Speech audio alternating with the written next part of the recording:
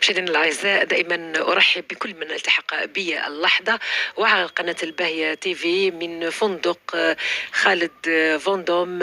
هذه الجلسة الرائعة في وسط ديكور جميل، جمال وجوه كل مشاهدين وأوفياء قناة الباهية، برامجها من داخل وخارج الوطن.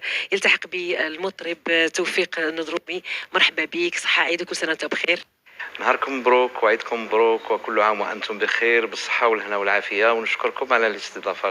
شكرا على أنك لبيت دعوتنا، دعوة صبيحة العيد، يوم ثاني، يوم عيد الفطر المبارك.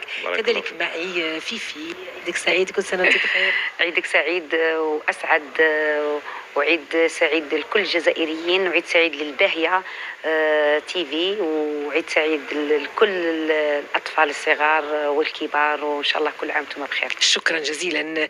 كذلك معي المنشطة التي كانت تطل عليكم من خلال سلسلة حكاية من كتاب للمخرج عمر بونور.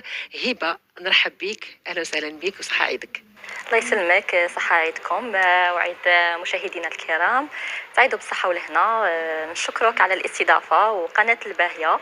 وي ايفيدامون، دونك حكاية من كتاب طلينا على المشاهد الجزائري بسلسلة اجتماعية من إخراج عمر بونور. نعم. كذلك معي الدكتور بجليد السيد أحمد، أهلا وسهلا، عيدك سعيد، كل سنة وأنت بخير. أهلا وسهلا أختي فايزة، بارك الله فيك، شكرا على هذه الدعوة، وأنا سعيد جدا بلقائي معكم، وبدوري أيضا أهنئ الجزائر كلها، ومن خلالها يعني ومن خلال هذا المنبر أهنئ كل الجزائريات والجزائريين بهذا العيد الفطر المبارك.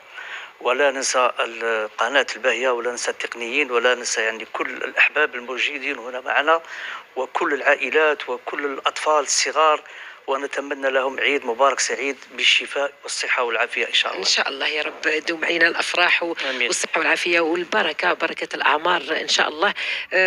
نرجع لتوفيق المطرب تاعنا النضرومي اللي معروف بالأغاني تاعو الجميلة، تبارك الله عليك، نوع من الطرب الجزائري الأصيل، وما أحوجنا إلى ذلك الأنغام الجميلة التي تعانق الأذن وتعانق القلوب. فيعني نقول كيفاش استقبل أستاذنا والمطرب تاعنا يعني العيد الفطر. الحمد لله. هو العيد راه باين، كل عام الصباح نمشيو للمسجد نصلي صلاة العيد، ونعاود نقعدوا نشوفوا الأهل ونغفروا على الجوارين والأطفال. نعم. هذه هي. نعم. طيب، هل هناك كان برنامج ربما مسطر خلال شهر رمضان الفضيل؟